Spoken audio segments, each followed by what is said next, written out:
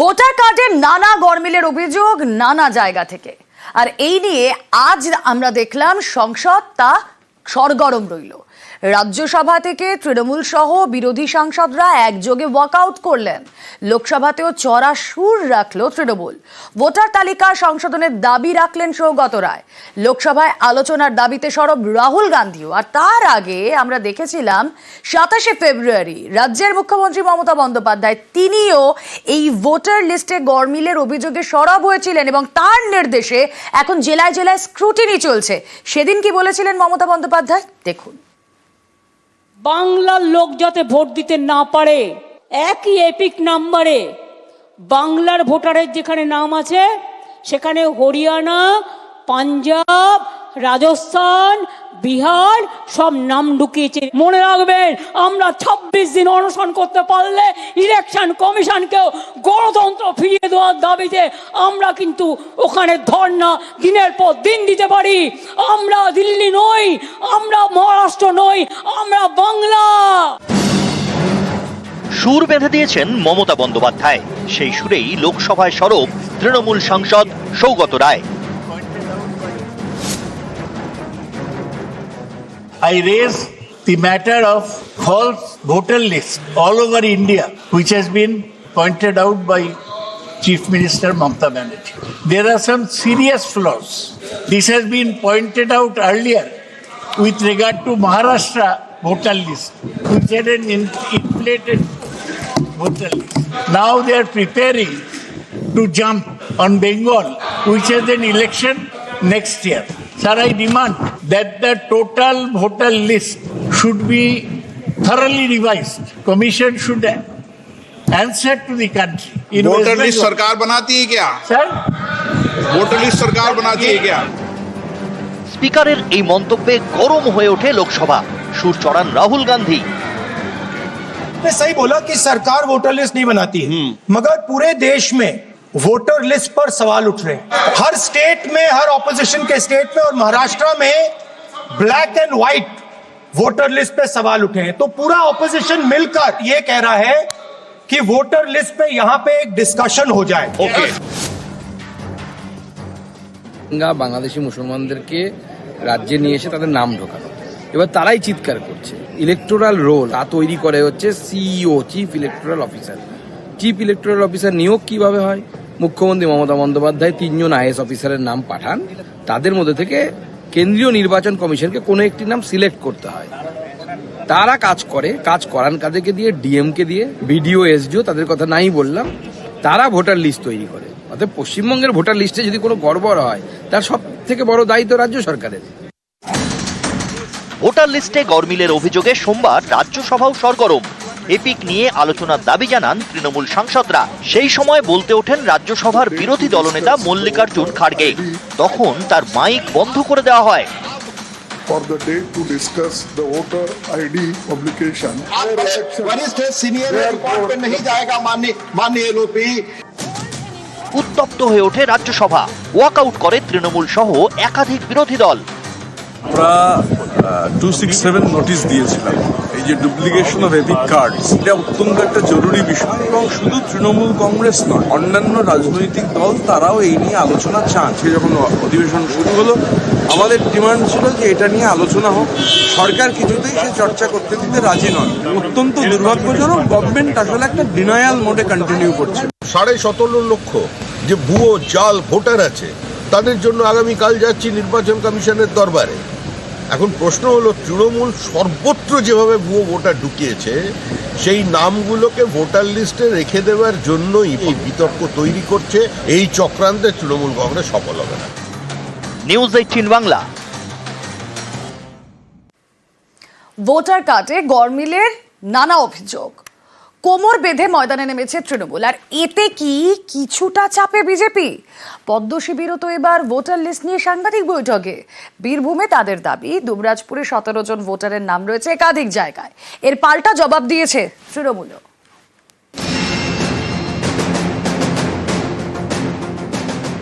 26শে বঙ্গে বিধানসভা ভোট। এখন থেকে ভোটার তালিকায় গরমিলের অভিযোগে হাওয়া গরম। ইতিমধ্যেই সুর চড়িয়েছে তৃণমূল। এবার সাংবাদিক বৈঠকে বিজেপিও। তাদের দাবি,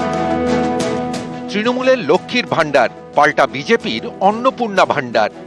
৩,০০০ টাকা অন্নপূর্ণা ভাণ্ডার বাংলার মহিলাদের দেওয়া হবে, মানে দেওয়া হবে আমাদের সরকার এলে। আজ যদি এই সরকার আসে তাহলে পরের মাসের ১ তারিখে অ্যাকাউন্টে ঢুকে যাবে, ঠিক যেরকম দিল্লিতে হয়েছে, ঠিক যেরকম মহারাষ্ট্রে হয়েছে, ঠিক যেরকম হরিয়ানাতে হয়েছে। কিন্তু এখানেই শেষ নয়, আমরা ওই ভাতা দিয়ে কিন্তু সরকার চালাবো না। আমরা ভাতা দেব, কিন্তু তার সাথে সাথে মহিলাদের কিন্তু কর্মসংস্থানও হবে। লক্ষ্মীর ভাণ্ডারে মহিলাদের মাসে মাসে ১,০০০ টাকা করে দেওয়া হয়। একে ছাপিয়ে বিজেপির প্রতিশ্রুতি তারা জিতলে ৩,০০০ টাকা করে দেবে।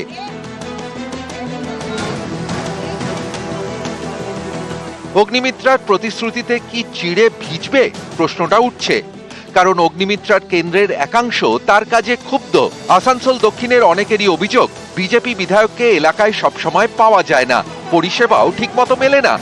কোথাও খাবার জলের সমস্যা, তো কোথাও রাস্তা বেহাল।